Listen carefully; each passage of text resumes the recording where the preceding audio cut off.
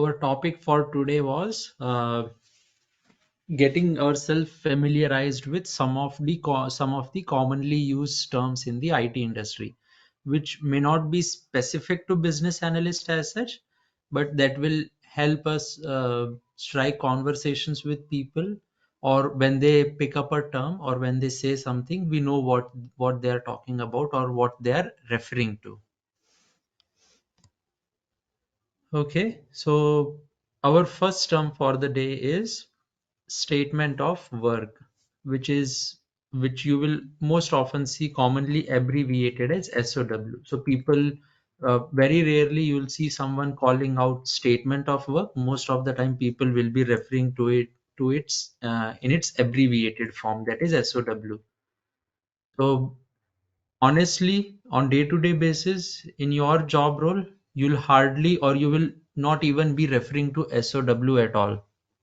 Okay, so SOW is something of importance for the higher management on how to conduct business.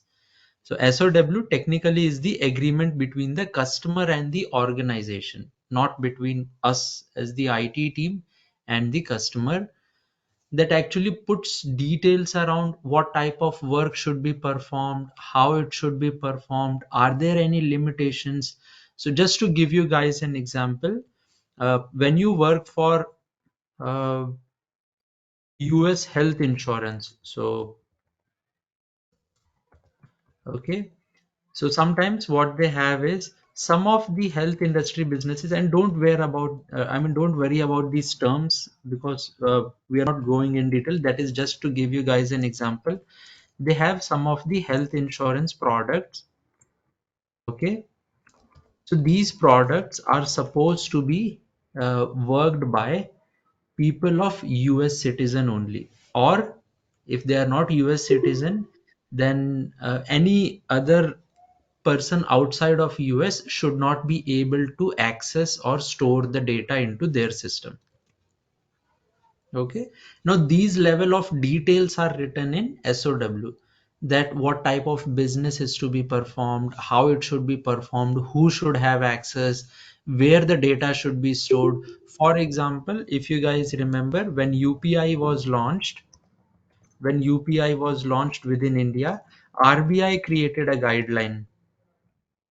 Okay, so RBI set up a guideline, and that guideline was that all the payment related information should stay within India. So that means if you are a Google Pay, a Phone Pay, Paytm, or any of this app, and you are facilitating UPI, then all the payment related information that a user has performed should stay within your data centers, and those data centers should be within Indian geography. Those data centers cannot be outside of India. So they made a rule that all payment related information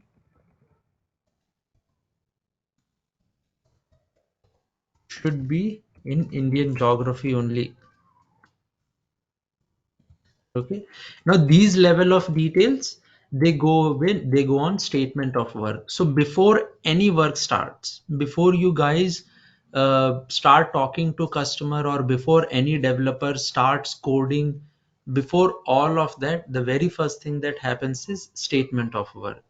Now, in our subsequent classes, we will go one step forward and understand how this statement of work is signed. Okay, so that is pre-IT work.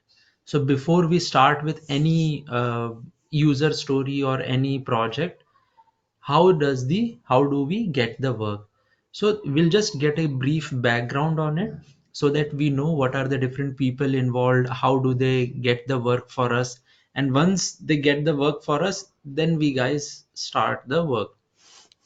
Okay, so that is your statement of work, an agreement that is signed between the customer and the IT organization to basically describe our code of conduct, what we will do, how we will do, and if there are any rules or restrictions with respect to data being stored. Okay, so that's why I'm saying this is not something that you will see on day-to-day basis, or even, I mean, I don't I would say that you will hardly even see the SOW unless there is some data restrictions. Then the second thing that comes in is scope. Okay, so scope, like we have discussed earlier as well, is our boundary. Okay, so suppose you want to go from point A to point B. Okay, now what happens is your point A is your starting point B is your ending point. So this actually creates your boundary that you cannot go before A, you cannot go after B. So we are limiting our boundary. Why we do this? Why we have to limit down, or why we have to create a boundary? Our boundary is commonly termed as scope in IT language. Okay, so why do we have to create a scope? So that we don't fall into this endless loop. If you don't have scope, if there is no boundary, there will be an endless loop. For example, I'm not sure if you all follow cricket, but in cricket, you have boundary set up. Okay, if the ball crosses the boundary, you get either 4 or 6. Okay, what if there is no boundary? A batsman can keep hitting, but he will never get a 4 or 6. Or a batsman can keep hitting, she will never get, in women's cricket, she will never get a 4 or a 6. So that is why we have boundaries in place, so that you can score maximum runs through those boundaries. Similarly, in IT also, we set up boundary, we set up boundary to create a product, set up boundary basically to be able to create a product. If you don't have boundary, you will get into an endless loop. You will always think that my product is not ready, I need to add some more feature, I need to add some more feature. Even if you add more features, you will still think I need to add more. So take for example, uh, when Zomato started, uh, in late 2000, or the first decade of this 2000, from I think 2006 somewhere onwards. So they initially hosted menus from restaurants. Okay, now they just did that. So they launched a product. Then what they did, they created a boundary that we will only have menus from restaurant. Then what they did was they added the review system as well, that if you have visited a restaurant, you can come and uh, review that restaurant on Zomato, so that others will know how that restaurant is doing. Now, on top of that, what they also did was then they added some of the foods to be recommended. Okay. So when you are building product, you have to create these boundaries or scope so that you can build your initial product, then keep on expanding the product.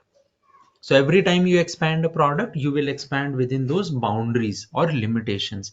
Otherwise, what will happen is if you don't have boundary, you will build the initial product, but you will never be satisfied. You will still think that there is still something lacking. So you don't want to fall into the trap of this endless loop, that there is still something lacking. So that's why you try and set up scope. So technically speaking, we'll use the word scope, but basically what does scope means? Setting up boundaries or limitations within which we are going to work. Then the next term is change request or change requirement. So what what this basically means, or and again it is commonly abbreviated as CR.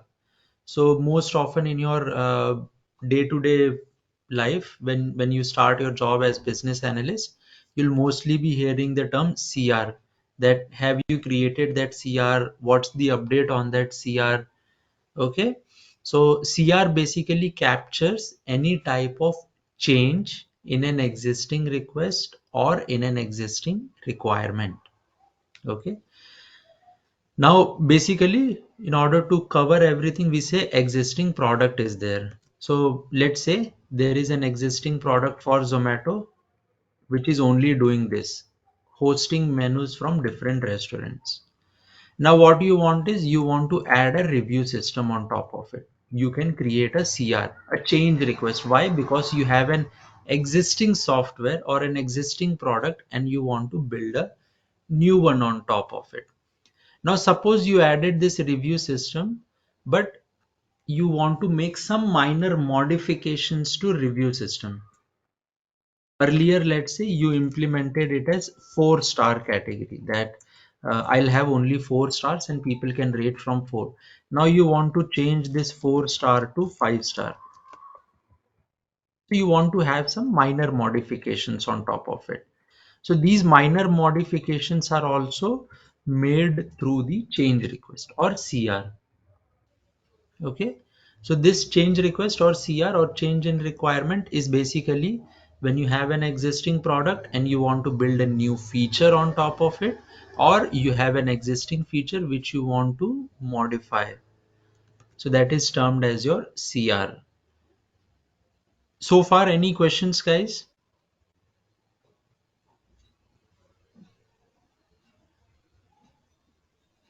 No, Rahul. Okay, so we'll move on to the next term, that is elicitation. Normally, you kept hearing me saying adding details, adding details, adding details. That is the general way of speaking. That you and I will say that give me more details, add more details around it. But what we do in business requirement, I mean business analyst requirement gathering stages, is we follow some of the elicitation methods. What do these methods do? We basically are trying to find out what customer is thinking.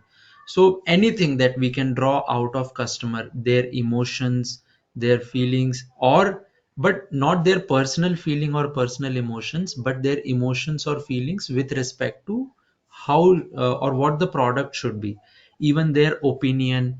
So we use certain methods. Okay, so those methods are called as elicitation techniques. So we can use techniques like interview.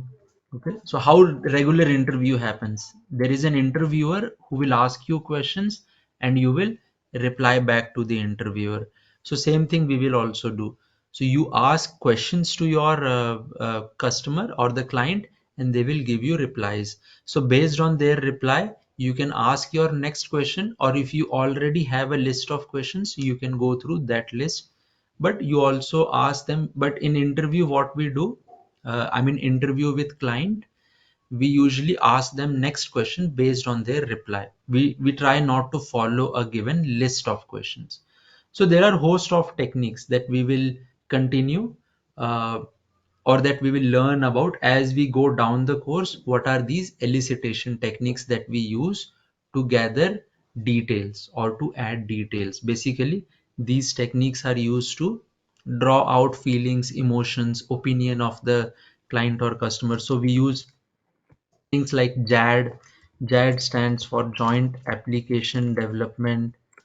We have brainstorming sessions wherein you involve a set of people, maybe architects or the SMEs, and then try to have an open discussion with them. Okay, so brainstorming is nothing but a set of people coming together trying to think about a given idea, how that works. So we have techniques like this. So we have other techniques as well, but that we will go through in the coming sessions. So you use any of these elicitation techniques basically to draw out emotions, facts, opinions, feelings of the customer, so that you get more details. And when you get more details, it helps you write down your requirements. Next is your business rules. So everything that we do, basically when you use any of the elicitation techniques, interview, JAD, brainstorming, whatever be it, when you use any of these techniques, you get more idea about what the customer is thinking. Okay, so when you get more idea about what customer is thinking, now you need to create certain rules around that. For example, while talking to customer, you realized that one of the things we need to have is we need to have a voting system. I'm taking you guys back to times when we used to vote as you know as paper ballot. Okay, so you will go in and there will be a paper over there, so you'll put a seal against that paper and then put it in a put it in a box. Okay, now you want to upgrade that thing, or suppose you still want to use paper but you want to build a system that will release voter ID cards. Okay, so you want to release voter ID cards to the eligible people. Now what, when you are talking to client customer, you use any of these elicitation techniques. So when you use any of the elicitation techniques, for example, in this case, government is the one that wants to release the voter ID cards. So you get some details with them. You get some details like I need to identify eligible voters who all are eligible to vote. Now for all the eligible voters, I need to identify eligible voters. For all the eligible voters, do one thing. I need to gather some of the basic details. Basic details as in their name, address, date of birth, photo, so that I can print it on the card. So gather basic details. Once you have gathered the basic details, then print their ID card. And the last will be just post it. Okay, so use the post office services to send it to them, courier it. Now when talking to customer, you got these details, but the question comes is, how do you identify who is eligible? Okay, so since you guys, I'm sure you all are eligible voters, can you tell me criteria which 18 years actually and made? above. Yes, so one criteria is 18 years and above. Nationality should be Indian. Very good. So Indian nationals only can vote.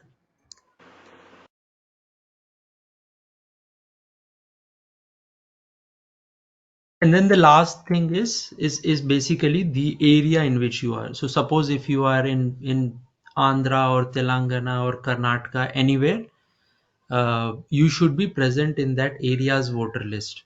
Okay, so when you go in there, they check your state in which you are. So if you have a voter ID card from Andhra or Telangana or Karnataka, you cannot go and vote in Rajasthan using your voter ID card.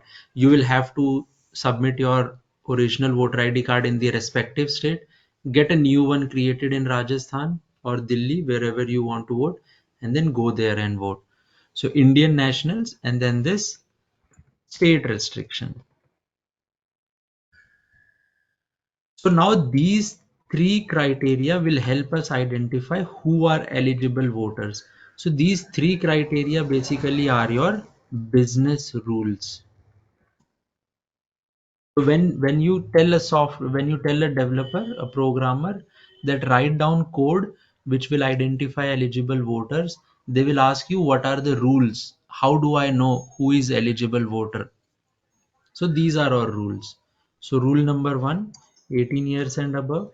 Rule number two, Indian national. Rule number three, if someone falls within that uh, state, then you basically release the voter ID card for them. Okay. So Rahul, these are can we call these as criterias also? yes, yes. So business rules is just the technical term. So criteria is something that we will use in our day-to-day language. You and I can talk to each other saying criteria, but when you go out Okay. in interviews, that is why we have these specific technical terms. Mm-hmm. Okay, so business Sure. rules. So if you use the term criteria, it's not that people will not understand, but if you say, hey, we used elicitation techniques to gather more details, and then also to come up with business rules as well. So these rules will drive how our software will work, or how to identify the people, or how to move forward. So for example, if you want to build a login system, so you can have certain business rule, like if you are already working in an organization, they have some policies around password, like minimum 8 characters. So there should be one small case letter, One numerical, yes, some one numerical should special be there, character. special characters, yes. So on day-to-day basis, we say that we are setting our password based on these criterias. But when we are creating a document, business requirement document, or a user story, we say these are our business rules that will define how the password should be set up. Got it.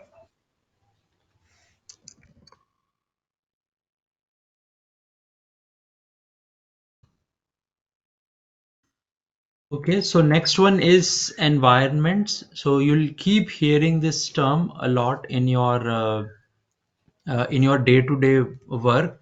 So for us, for we as business analysts, environments really doesn't matter. Okay, so consider a play area, basically a garden or a mall, whatever you say. So what happens is, in a big gardens, they have they have different areas segregated. So what they do is they create a walking track, a track where anyone who wants to walk or jog can utilize this track. Then they will have some playground area for kids. Okay, so kids can go. There will be different type of rides will be there. Kids can go. Parents can accompany them. So kids can play on those rides as well. Okay, so these are for kids. Let's say these are for adults, because usually kids will be spending time on playground area itself. Now, why we have this segregation? So the segregation is because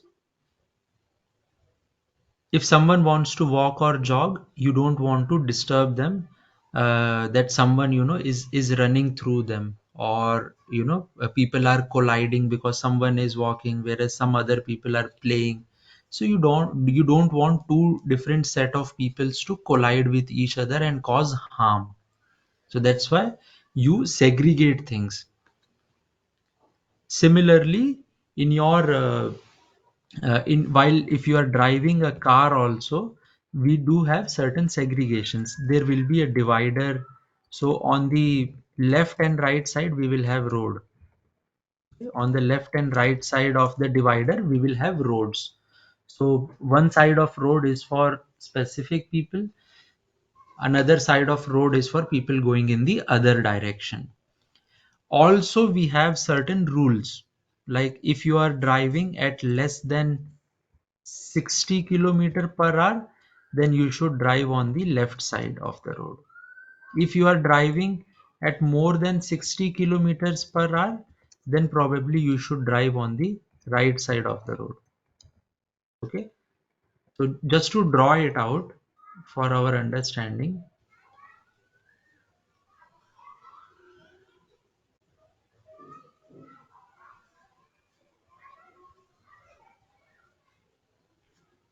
Not this one.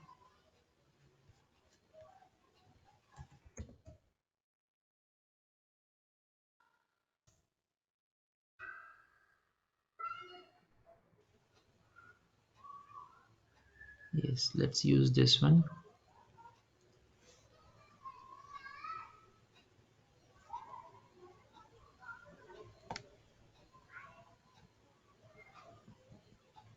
Let's have this separator.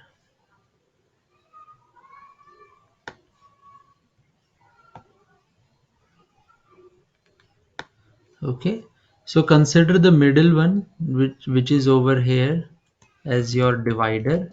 Okay, that is dividing the road into left side.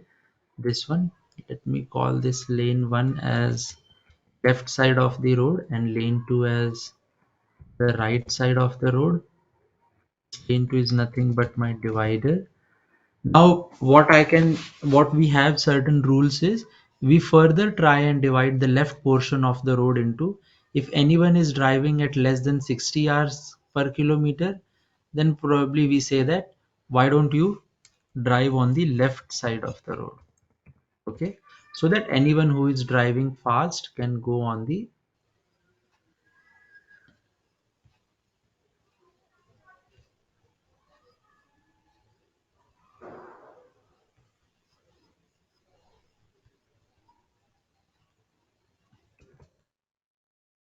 let's say we put another rule over here that this is for people who are driving greater than 60 kilometers per hour.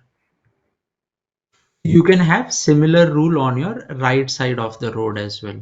Okay, so that is to avoid any kind of accidents. I know people in practicality doesn't follow these rules, but in order to avoid any type of accidents, generally we have these rules that if you are driving slow, drive on the left side. If you are driving relatively faster, drive on the right side of the road.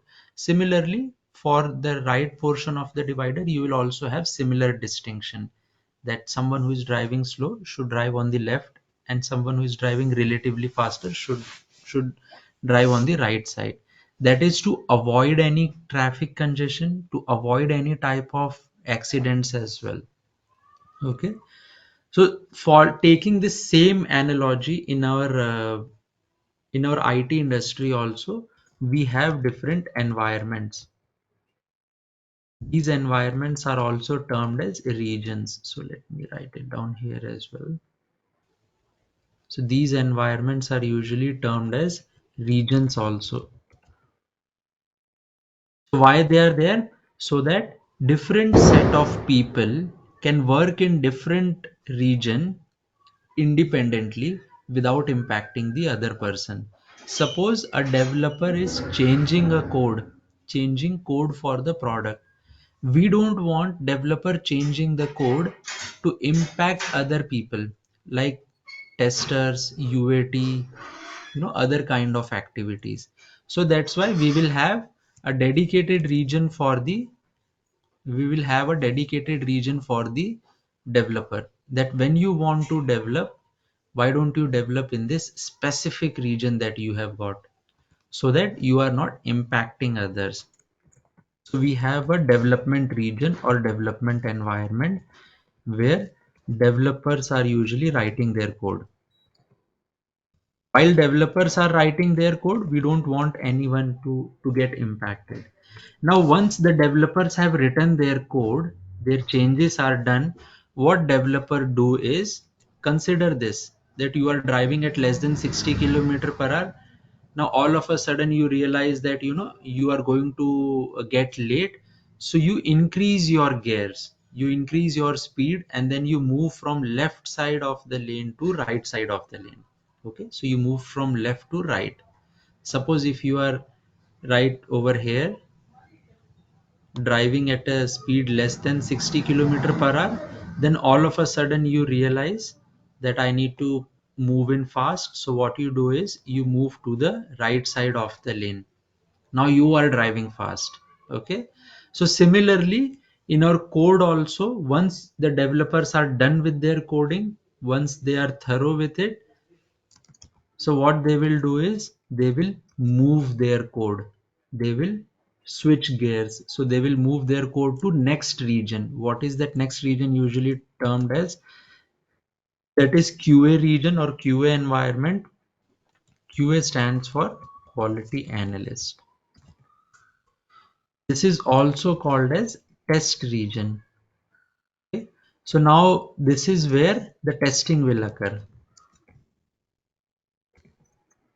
We don't want developers only to test their code. Otherwise, they will never find bugs or mistake in their code. No one will find. If I tell a business analyst that go ahead and review your requirements or write code based on your requirement, a BA will never find bugs in their requirement alone. Okay, that's why we have a separate quality check, a second eye in place. So that is where the testers will come into picture and they will be testing it. A tester don't want to test a code which is being changed constantly. So changing constantly happens in development environment or development region. Once your changes are done, you move it to QA. Okay, so this is now separate region where developers are not allowed to work and make changes. Suppose what happens if a tester finds a bug, a defect in your code. So what happens is tester will tell the developer, I have found a defect. The developer will again start working in their development environment only. A developer cannot directly make code changes in QA. That is the expectation. Now, once this happens, nowadays organizations have another environment that is called pre-production, not pre-production, let's go to that after. They have UAT environment. So UAT stands for user acceptance testing. Because we are moving agile, we don't want to say, if a tester has tested a code and they did not find any defects in it, then we don't want to simply move it to production. Okay, we don't want to simply move forward. We want to give a demo, or we want to take feedback from the client. So that is where what will happen is the code is then moved from QA environment or QA region to UAT environment or UAT region. UAT region is where either you guys as business analysts will give demo to the customer that, hey, this is our software. You can go to file option, you can click on new, and then you can create a new flow chart, or you can save the existing flow chart also. So that is up to you. So either you guys can give the demo, you guys as in the business analyst is responsible for driving the demo, or you can tell the customer that, hey, our code is available in UAT environment. We will give you access to UAT environment. Why don't you go and take a look at the software? And if you have any feedback, let us know. Usually we just don't rely on customer to do the UAT, because if you just send them mail, they may probably see it after 2 days, 3 days, and things will get delayed. So what we try to do is set up a meeting, give them a demo during the meeting, take their feedback. If another follow-up meeting is needed, arrange for another follow-up meeting. But the basic idea is get feedback from them. So that is why we have UAT environment. Why now separate UAT? Suppose in QA you are finding defects and you are assigning those defects to developer. Now developer is fixing it. So the code that is available in QA environment is not 100% perfect code. So that is why you don't want your client to look at code in QA. When it reaches UAT, now you have at least fixed most of the defects, if not all 100% perfect, but at least your code is, let's say, above 90% perfect. So now you take a demo, give a demo, take feedback. If user does not have feedback, you move to the next environment. If user has a feedback, what you do? You try and implement that feedback. So how will you implement that feedback? You will again go to development region where developer will make changes. Tester will quickly do sanity testing once changes are moved to QA, and then you go to UAT again, ask user if they are comfortable or if not. Then depending on the next pre-production is kind of a placeholder that not all organizations have.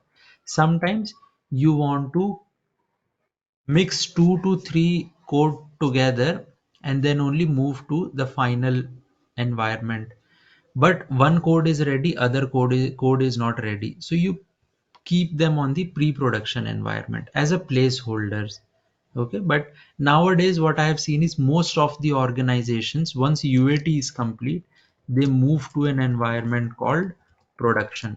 Okay, so production environment is where everything is restricted. No code changes can happen directly in production. Okay, you cannot modify data directly in production. So basically everything is view only. So say for example,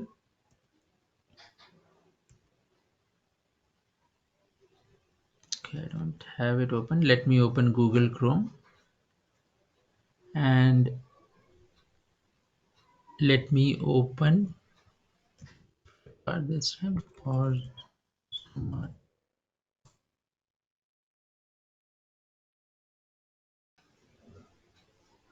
okay. Now what you see over here, this is our final product for Zomato. Okay. Now this is their production environment. Production environment or production region is where the concerned users, people like you and me who are supposed to be consuming that product, they are actually consuming the product or they are using the product. So this is their production environment. And if you see, if there is any issue, suppose if I find an issue that this picture and below this picture biryani is written, okay, it is displaying some wrong information from me. Suppose right now I have come to Bhopal for my for Diwali celebrations, but tomorrow suppose if I go back to my work location and it is still reflecting Bhopal over here, so that's a wrong thing that it should automatically detect my location. Now what happens is customer like you and me can call Zomato and say that this is not working as expected. So if there is any issue that gets reported in production environment or production region, that always takes higher priority. So you will see people moving here and there whenever a production issue is reported. So people usually ask, if someone says that I'm not getting expected result, the immediate question is, where are you not getting expected result, in production or in non-production environment? The moment someone says it's a non-production issue, then everyone gets relaxed. The moment you say I'm not getting expected results in production environment, everyone starts panicking. So that is why we have different regions. We don't want to impact anything that the end user is actually looking through or consuming. So we have different environments or regions so that we can follow our software development life cycle model. Once the software is all ready, then we move it to production environment, and production environment is where the end user or the dedicated users are using the software. Now I'll stop here, see if you guys have any questions.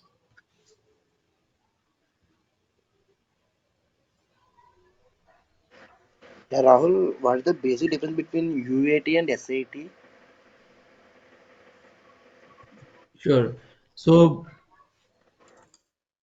SIT basically is system and integration testing.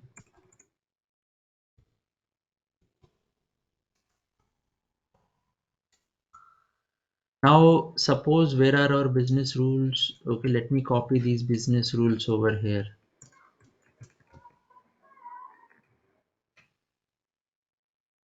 Now suppose that what a developer has done is, for this business rule they have written program 1. For this business rule they have written program 2. For this business rule they have written program 3. Now what developers will usually do is, they will test their program 1 independently. So they test program 1 independently. They follow the same approach for others as well. Program 2, program 3, they will test all of these independently.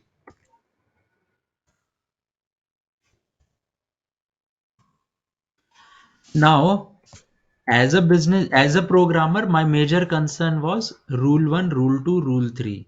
So what I have done, for rule 1, I have written program 1, rule 2, I have written program 2, rule 3, I have written program 3. Now, as a programmer or as a developer, my task is accomplished, achieved. I don't care if anything more happens or not.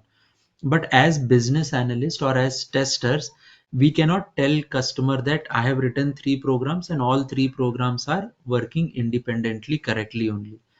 What we want is my first validation. If I enter a person's detail, suppose if I have to answer add a person's detail, let's say name is ABC Date of birth is, let me say, 1st January 2012. I added another person detail, and this time I said 1st January 2000. I call this as Indian citizen. This one, let's say, is Indian citizen only. Now this falls within the state demographics. Okay, so let me say, let me pick any state. They both fall under Delhi, and we are talking about Delhi only. Now, what do you guys think? What should happen in first case? Should this person ABC be given the voter ID card? No. And why no? Program one itself is failing. Yes, so age is not there. What about second scenario? Should this person be given the voter ID card? Yes. Yes, because it satisfies all criteria. So now, when programmer was testing, they only tested for age in this, they only tested for citizenship in this, and they only tested for state in this. But our data will come like this. Okay? So what we want is, when data comes, our first program should do age check, second program should do citizenship check, and third program should do the state boundary or state address check. If all are successful, then I should get a final message, whether no or yes. Okay. So now in your SIT, system and integration testing, you are testing all three. So your data is basically invoking program 1, program 2, program 3, all of them together. So what developers do, just to give you guys an idea, developers do unit testing. Why it is called unit testing? Because they are testing one unit. They are testing each unit, each program is a unit. So because they are testing each program independently, so it is called as unit testing. In systems and integration testing or SIT, what you do is you combine all of them together and then test. You no longer care whether you have one program, two program, three programs, or 10 programs. What you want is, this is my data, whether you have written 100 programs, 200 programs, or 1000 programs. For my this data, I am expecting no, so I should get the answer as no. For this data, I am expecting answer as yes, so I should get yes. So if I am getting expected output, that means all those three programs or all those 5 or 10 programs, they are working well together. Okay. So now you no longer care independently. You care how they work together. That program 1 is calling in program 2, 2 is calling 3, and all those type of things, so that they are working as cohesive unit, similar to how we arrange for parties. Okay, you give some task to one person, that go and buy decoration items, go and arrange for food or caterer, go and arrange for table and chairs. So you distribute the task, but the idea behind distribution was, once all these people come, your party should function as is. So same way, your idea was to identify the voter ID card. So you created business rules for that, and for those rules, the developer did some work. You distributed the load by writing multiple programs. But when you are testing, you want to test for the entire piece is working together or not. Now UAT is just an expansion of SIT. In UAT also you are doing the same thing. You are worried about the major system, how it is working, why it is working, if it is working as expected or not. But in addition, what you get is, you get some feedbacks also. When you are doing SIT, so let me put it down. When I was talking about QA or testing environment, basically that was your SIT. Okay, so when you go into UAT environment, now you know that bugs will not come. Suppose initially when testing, the program gave this as yes. So you know that age is not matching. Why it gave yes? So you raised a defect that I am getting a different output. Okay. So when you raised a defect, developer fixed it. And after they have fixed it, now you are getting the correct output of no. So you don't want customers to see any of these defects or anomalies directly. That is why you created a separate environment where you say if all goes well, then I will move the code to UAT environment. Okay. Now herein the customer is also seeing the same thing, plus they give you any feedback. Okay. In UAT, mostly other than customers, no one is going to touch the code, or sorry, not code, no one is going to touch the application in UAT environment. In SIT environment, I'm just giving you an example of one system. Imagine multiple systems are working parallelly. Okay. So when multiple systems are working parallelly, you don't want customer to see the defects of one system with another system. So that is why you have given them a dedicated environment UAT, where you know that there is no defect now. So my customers can look at it. Can you say it like QA team will perform SIT? Yes, yes. Testing team will perform SIT. What you guys as business analyst will have to do is, based on requirement, testers will write test cases. What scenario I'm going to test? Suppose this is your requirement. Now, tester can say, I will give a member less than 18 years. I will give a member more than 18 years. Now they can come up with different combinations. So what you have to do is you have to review their scenarios and give them feedback whether their scenarios cover all the requirement that we have, or is it missing some requirements. Then once they do the testing, then you as business analyst will review the test result also, that whether they have done the correct testing or not.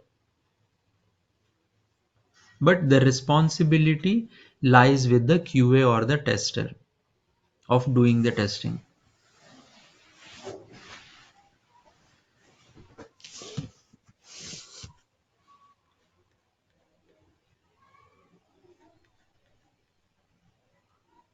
Okay, clear? Or do you still have any questions? No, thanks for that. Sure. So the next topic is estimations, or the next keyword is estimation.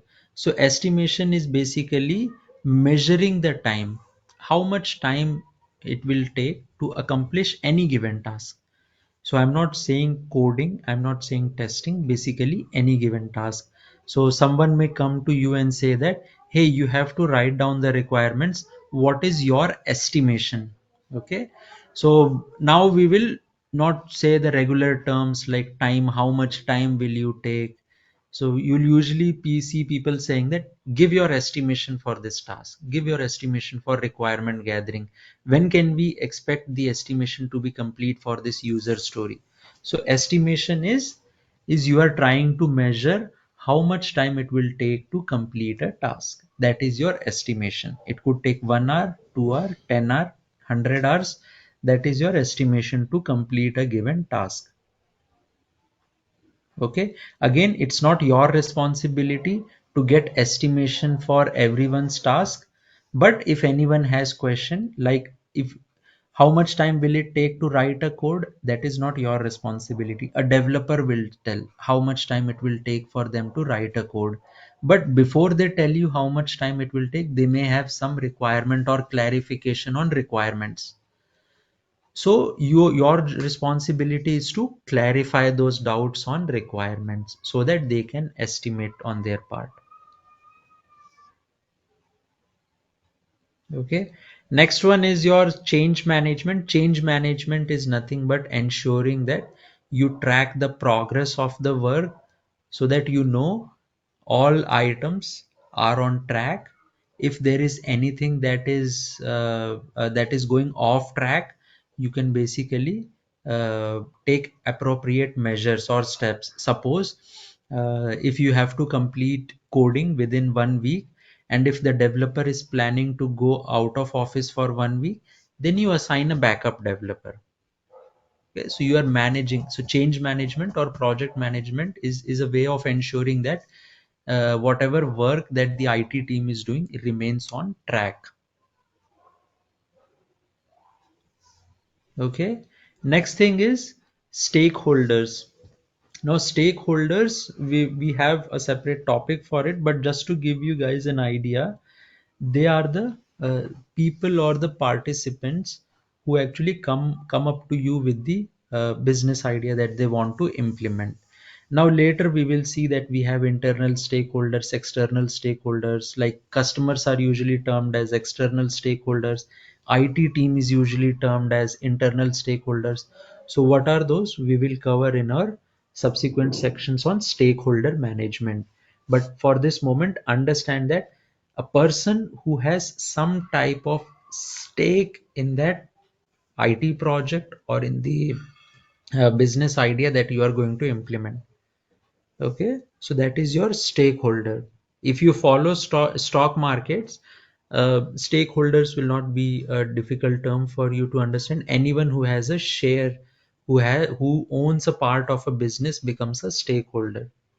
Okay, so here we are not owning anything in business, but what we are trying to do is we are doing some work that impacts the business.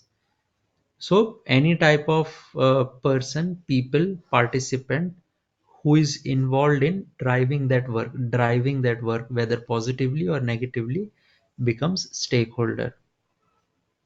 Then we have some of the commonly used terms. These are specific people like SMEs, consultant, technical architects, development lead, and test lead. So remember we talked about testers doing testing. So the lead for the tester, okay, eventually all testers will report to test lead. So test lead is someone who is much more experienced, who can resolve immediate concerns of the testers. So if tester has any concern like how to do testing, what tool to use, if I don't have knowledge about a tool, how can I learn more about that tool? So they are not going to ask business analyst about this. Business analyst can be reached out if they need any clarification on requirements, okay, or if they want business analysts to review the test cases. But for those basic type of questions, they will reach out to the test leads. Similarly, for developers, they have development lead who is much more experienced in the technical areas. And if developer has any issues like how to write a program, how to use tools, or if my program is giving me any error, or I'm not able to write down my program completely, so those type of things, they will reach out to development lead. Then technical architects are the technical experts. Okay, they are the technical experts who understand the technology, who are not bothered about writing programs, but who understand the technology. Like for example, how cloud works, how cloud can be used, okay, how Python language works, how Python can be used in our day-to-day basis. So when you guys as business analysts are done with your requirement, what you do is you reach out to the SMEs, consultant, or technical architects to help create a solution, that for this business requirement, how can we create a solution. So SMEs, they know the business functionality very well. So they will give you input from the business side. Technical architects, they know the technical areas very well. So now combining business and technical areas, you can come up with a solution. Okay. That solution, then you can pass on to your development team that this is the solution that we want to implement. Now usually there is one minor difference, and that we will see in our upcoming classes as well, that if it is a small project, and in coming classes we'll cover what's a small project. If it's a small project, small enhancement, then you usually do not include, okay, you do not include technical architects or or SMEs. Okay, these are people that are usually considered expensive for the project. Okay, so they may lead to budgeting issues. If it is a big project, if it is something of complex in nature or entirely new project, okay, then you include these people for their guidance. Yes, I mean, the screen where you're typing is not visible, Rahul. Is it? Okay, I am able to see it. So let me do this. No, Is it even we visible? are able to see. I think maybe the Okay. Okay. zooming issues. Can you bit Now, yeah, now I can see it. Okay. So now the last topic is defect. So what is defect? So defect or bug is basically, let me put down the next term over here. Defect, bug or issue is deviation from the standard or the expected output. So remember guys, we looked at this example over here. We looked at this example and we were expecting to see no, but we saw yes over here. So we were expecting no, but the output that we got was yes. So yes is deviation from the expected output. So we were expecting no, and because we got yes, so that was a deviation. So whenever a deviation happens, a tester will create a defect. Now there could be scenarios where what you are expecting itself is wrong. Now when you are what you are expecting itself is wrong, suppose for this scenario we should be expecting yes, but maybe because of negligence or oversight issues, maybe you mentioned this as that for this particular scenario I will expect the output as no. So no is my expectation, and what happened is I actually received yes. So receive is my output that my program gave. Can I raise defect in this case? Can I say it's a defect?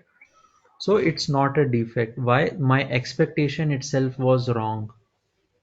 So that is why you have a business analyst reviewing these test cases. So when tester shares the test cases list with business analyst, you guys will be reviewing it.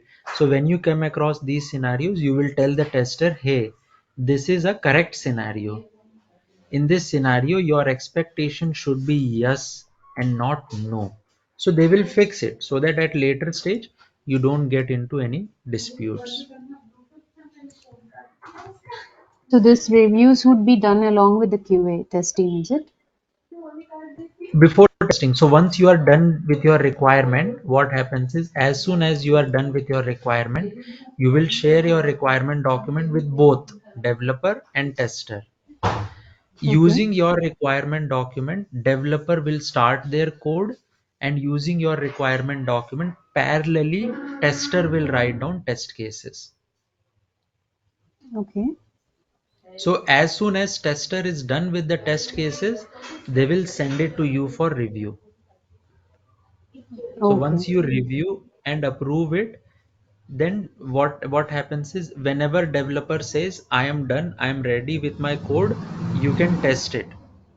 So suppose if review is Oh, complete, the tester will start testing. If review is not complete, the tester will wait for you to give any suggestions, feedbacks oh, before starting the testing. okay. Thank you. Okay, so these were some of the major terms that we are supposed that we are using actually. I'll there could be some other terms as well, minor terms that will come across. But don't worry. Whenever we go through the subsequent classes, if there are any specific terms or if there's any new term that comes up, I'll be explaining to you. But for this moment, uh, go through these terms and try to use these terms. If you are already part of an IT industry, well and good. I assume that you are already using it. If you are not part of the IT industry, then what I would suggest is maybe in your discussions with your friends, colleagues, try to use some of these terms so that you get used to it. So in interviews, what happens is usually people identify if someone is experienced or not based on the usage of term. So if you say, yes, I did something, we have come up with certain criterias, I was talking to client, we gathered details from the client, and we were able to put down lot of criterias that were written in the requirement document, then someone may think that this person knows the process, but is this person really a business analyst or not?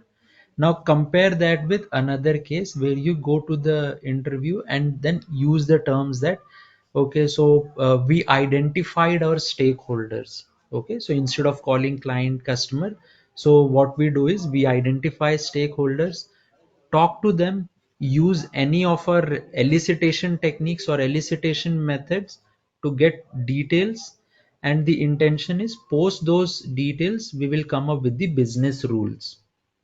Now, when someone gives answer to the questions using these technical terms, now it makes much more impact. It doesn't leave any doubt on the interviewer at all that, okay, this person not only is explaining the process but is using the appropriate terms as well. So that means he or she is a genuine candidate.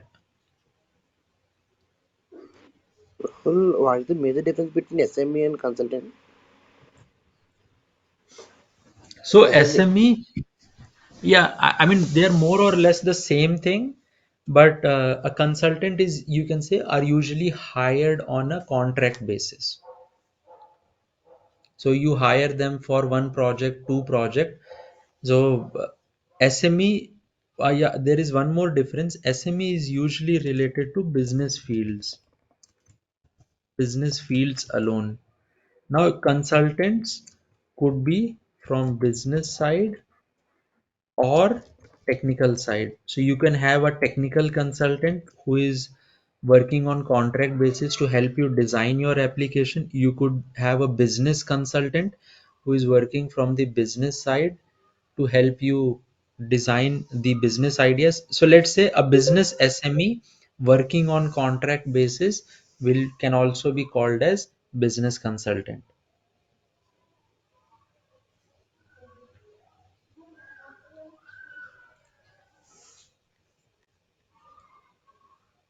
But these are majorly dependent on the organizations that you go.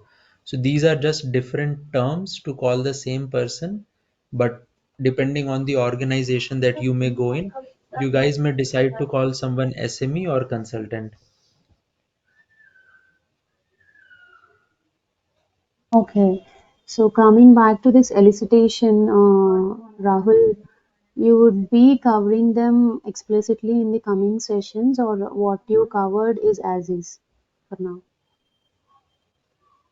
No, no, there will be separate sessions for these elicitation techniques, stakeholder management.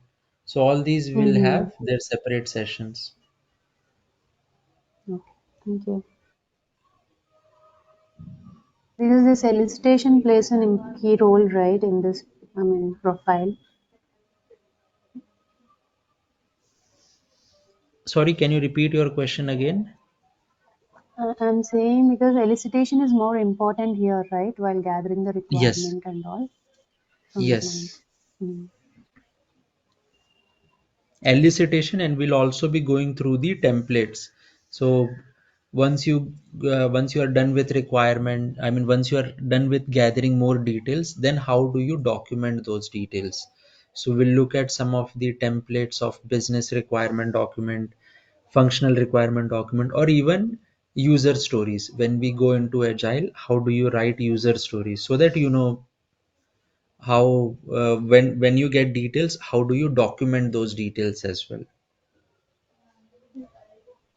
Got you. Thank you. Sure, guys. So any other questions?